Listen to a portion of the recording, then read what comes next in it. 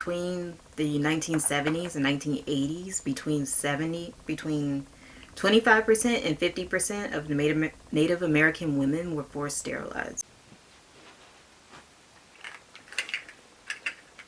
Hey guys, the Aisha here, and let me go ahead and apologize off the bat, because I've been trying to be more consistent, but obviously I didn't stick to that. But let me explain, just because I have finals. It's my finals. My finals. Last Monday was my final one. Finally done. Graduated. Graduation was this week. I didn't go, of course, because of the pandemic. I wanted to go. Would have been nice. But pandemic's still going on after almost a year. So, I thought it would be smarter just not to go and just more responsible just not to go. I did want to go because I worked hard for this. But yeah.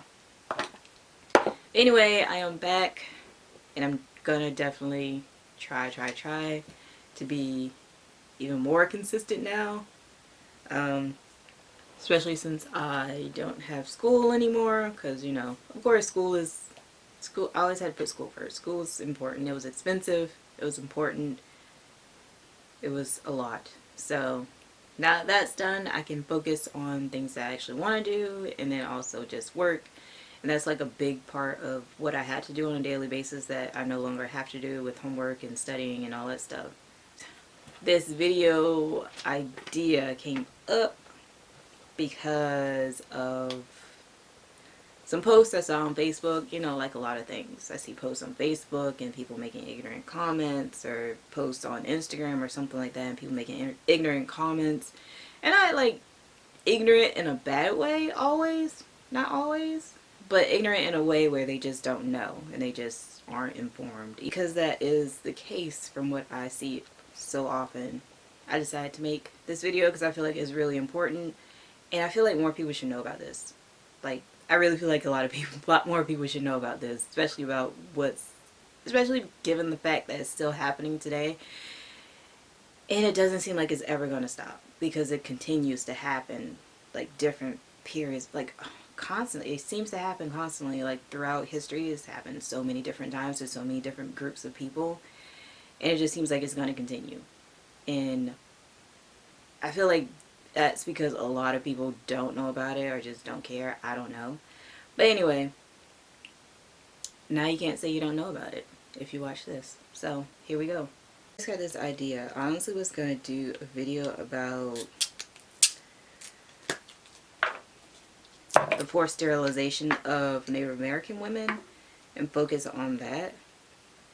But then the more I read into it, I was like, I can't just do that, because there's so many other different groups of people, and just, like I said before, it happens so many different times, so often, to so many different groups of people, that I couldn't just focus specifically on one group, because it happened a lot to a lot of different groups of people.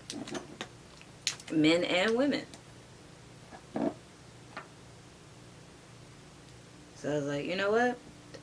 I'm gonna try to touch on all of them. So where this idea came from for this video, it came from, I don't know if you guys remember about the whistleblower from the concentration camps. The ice camps. The nurse from the ice camps from here in Georgia, and she was saying how a lot of the women were given forced hysterectomies. And from that post, I saw that a lot of people, especially older people, didn't know that this has happened before in history. It's happened a lot before in history, especially American history. And it blew my mind that so many people, especially older people, had no idea that this happened. And they were saying things like, oh my God, I can't believe that happened. What is this country coming to? And all this other stuff. I can't believe that happened in my country, and no way that happened. That's so extreme, and blah, blah, blah. And I'm like, bruh, you're like 60. It's happened several times throughout your life. I don't know if you knew about it or not, but it's happened a lot. I specifically mentioned older women, older people, because those were the ones that were saying, like, I can't believe this happened, like, no way, blah, blah, blah, and just in total disbelief, and, like, wanted to say that it wasn't true, and I'm like, it's happened a lot. Even as a kid, I knew that it happened. I didn't know to what extent, but I knew that it happened to some extent. Um, and obviously to Native Americans, like, duh, it happened. So yeah, as I mentioned before, it happened to a lot of different groups of people, men and women. And, I mean, more often women, of course. But it also happened to people with special needs, people who were poor, people who were deemed unfit to be parents, people who had special needs and mental disabilities, just whoever the government felt like shouldn't be parents or didn't have a right to procreate, or who they felt were unworthy to procreate and didn't want them to. Forced sterilization is a huge part of American history. It was a way for the government to control populations they deemed as unfit, like unwed mothers, like I said, minorities, people with mental disabilities, special needs, etc. Federally funded sterilization programs took place in the 20th century throughout 32 states in the United States. In California, over 20,000 men and women were forced sterilized in the 20th century alone. And this was due to the Asexualization Act. I'll try to include a little snippet of what the Asexualization Act is in the video, and you can just like pause it and read it, or you can just like look it up on your own. So I'll either try to put it in the video or put it in the description box.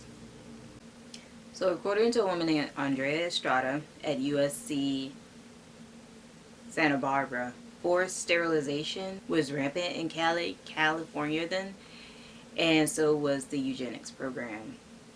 And the eugenics program, of course, was inspired by the Nazis. Good job, California. That's the history you want to have, huh? It started in 1909 in California, and it lasted for 70 years. It led the country in the number of sterilizations done. And this just didn't happen, like, it wasn't that long ago. Like, between 2006 and 2010, yeah, between 2006 and 2010, the state authorized forced sterilization on over 150 women, female inmates, at a prison there, and the state paid doctors over $147,000 to perform tubal ligations on them. Some of the inmates who were given this treatment, I don't know if you would call it a treatment, I don't know, who had these acts performed on them, they said they were either coerced or lied to, or they had no idea really what was happening, or they were forced. Now, of course, California wasn't the only state to participate in this. They were just one of the worst. And of course, this happened in the South as well. Of course, because like I said, they like to do it on minorities. And what's a big part of American history? Racism. Racism.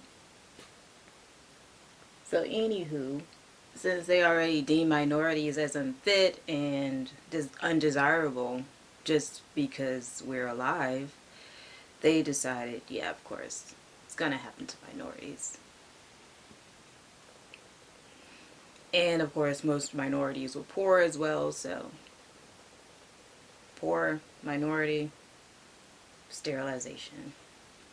That's the way they were thinking. So southern states, of course, used it as a way to control African American populations.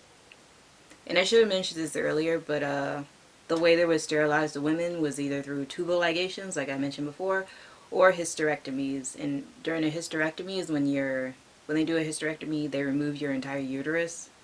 And your uterus is where the baby forms and develops. So they take that out so you can't have children. So yeah, it's very extreme. It's very extreme. Yeah. Another name they used for this practice in the South was called the Mississippi appendectomy. Like, and they would perform, a common practice for them in the South was to perform unnecessary hysterectomies on women of color in the South, especially African American, at teaching schools, teaching medical schools for medical students. So yeah, they would let them take out, the women wouldn't let them, but the state would let them take out these women's uteruses. And yeah, and usually of course the women were either lied to or coerced, or they had no idea what was going on. In North Carolina, victims told about their forced sterilizations, and some of the victims there in North Carolina were underage. Approximately 1/3 of these girls were under the age of 18, and some were as young as 9 years old, which is insane. I mean, none of this is legal, but it's definitely not legal to do it on a kid, on a child. Like, none of it, that is insane. And they did this to these young girls because they deemed them as either delinquent. They deemed them as either delinquent or unwholesome. So at 9 years old, they just decided that some of these girls were just unworthy to be parents, and that who they were at 9 years old was who they were always going to be, and they were just unfit and not worthy to be parents whatsoever at any point in their lives.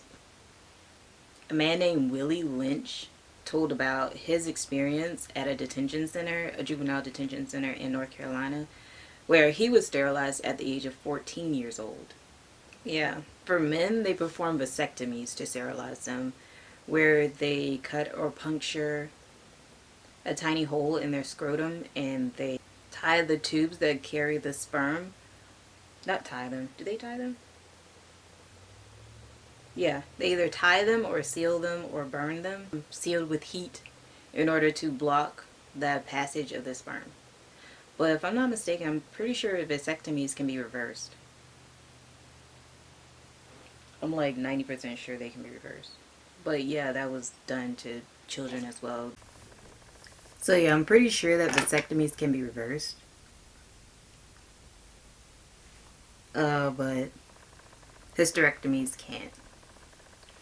That between the 1970s and 1980s, between 25% and 50% of Native American women were forced sterilized. And in Puerto Rico, apparently the forced sterilizations are the highest in the world. And there's a movie titled No Mas Bebes about Mexican American women being forced sterilized in LA at the USC Medical Center after giving birth. And that took place between the 1960s and the 1970s. And in 1927, a case, Buck versus Bell, occurred in 1927 in Virginia.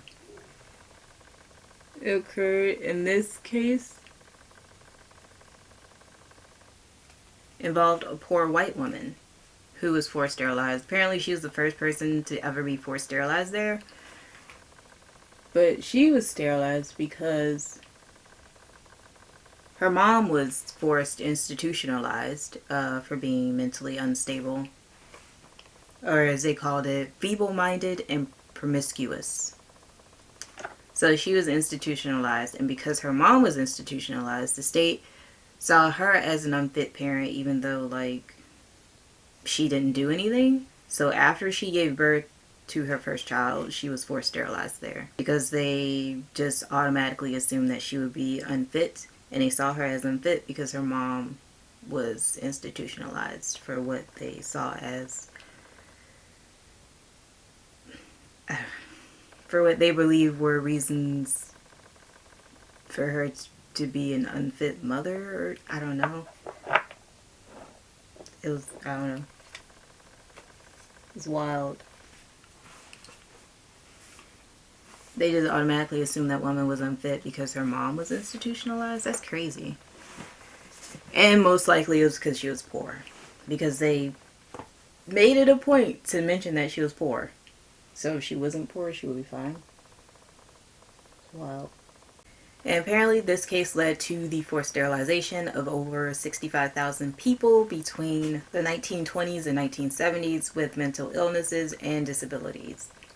In Alabama, this also happened in a case called Ralph versus Weinberger, where two African American girls were sterilized. And I say girls because they were 12 and 14.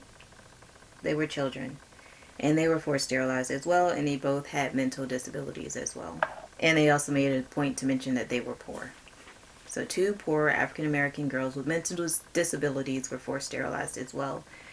And their mother was illiterate. So she was presented with the paperwork to have her daughters sterilized. She couldn't read it, of course. She marked an X where they told her to sign because she thought that she was told that they were going to be given birth control shots, like a depot shots. Just like the Tuskegee syphilis experiments. In 1974, the Southern Poverty Law Center filed a lawsuit on the sisters' behalves. Wait a minute, yeah. And they found that 100,000 to 150,000 people, poor people, were being forced sterilized each year under federally funded programs. Nope. So in 2015, the U.S. Senate voted unanimously to help these surviving victims of these forced sterilizations. So apparently North Carolina paid $35,000 to 220 surviving victims. I don't know if that was each or all together, but either way it wasn't enough. Like, you sterilized these people, you took away their rights without their knowledge or forcibly, and you pay them $35,000. Like, that's not enough. And Virginia agreed to give each surviving victim $25,000, which still isn't enough. Okay, back to the video. Now that's done. So all this is to say that this stuff is still happening. As I mentioned when the video first started, the whole reason I started looking into this was because of the nurse from the ICE Center, who was a whistleblower about it happening now. She let this information out back in September. Her name is Dawn Wooten. I believe I'm saying that right. Wooten. And she made allegations about the treatment of the women here at the ICE centers here in Georgia. She went on to say that these surgeries were being done on these women by one particular doctor, Dr. Mahendra Amin, was performing. She said that Dr. Amin was performing these mass hysterectomies on these women. And I thought it was interesting because this came out after the accusations from women and children of being sexually abused at the ICE centers. And since these claims and allegations have come out and people have started talking about this, and since the whistleblower blew the lid on all this, they've started deporting these women who have been allegedly given these illegal hysterectomies or unauthorized illegal hysterectomies. And like I said before, this is all very similar to the Tuskegee syphilis experiment that happened in 1932 to 1972, where the U.S. Public Health Center and the CDC gave African American men syphilis. So they did this to observe the effects of the disease untreated on people. The men were told they were receiving free healthcare from the government. Lies. Basically, lies, coercion. And they were also told that experiment would only last for 6 months But in actuality, it ended up lasting for more than 40 years. And the only reason it ended was because there was a leak to the press. Yeah, there was a leak to the press in 1972. That's the only reason why it ended on November 16th of that year. And as I mentioned before, the U.S. took note from the Nazis. Specifically, Cali, they took note from the Nazis. Between 1907 and 1939, the U.S. sterilized more than 30,000 people. In between 1907 and 1939, the U.S. sterilized more than 30,000 people, either against their will or unknowingly. And that happened in 29 states. So, one of the main reasons I wanted to do this video too is not only because of the ICE detention centers, but also because of the Native American people. Of course, this happened to them a lot as well, disproportionately as well. I read that it was even more devastating because by 1977, it was reported that more than 24% of Native American women were sterilized. And that's more severe given their demographic, because once they're gone, that's it. Like, a lot of other minorities, like Asians, Africans, African Americans, they have roots in other parts of the world, in Asia, Africa, usually. But Native Americans, they're just here. So, once they're gone, that's it. I read that it's not a lot of them left. And that kind of made me wonder, like, that was one of the reasons why I looked into this. I was like, why are there not more? I mean, I know about the Trail of Tears, Battle at Wounded Knee, all these other different terrible events that happened to them, but I was like, there should be. But then I also read, like, oh, of course, sterilization, yeah. And could you imagine? But yeah, that is just some of the information I have today. Like usual, there's so much more, so many more, like, so many other different events that took place, and I just couldn't include everything in this video because then it would have been super long. I'm pretty sure this video is already going to be super long, and I'm going to have to cut it down a lot. I just gotta decide, like, what information to take out, because I already cut down my notes a lot anyway, so I have no idea. But yeah, as always, I implore you to go and research more for yourself and find out more information. I never know how to end these videos because it's just, like, always, like, something pretty serious. And I'm just like, how the hell do you end this? I don't know. Also,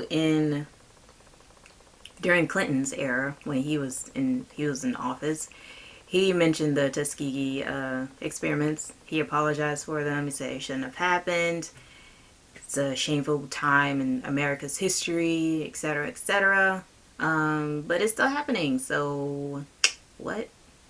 But that is it. I hope you enjoyed. Thanks for watching. Please don't forget to subscribe and like this video if you like this video. And yeah. I don't know. Bye.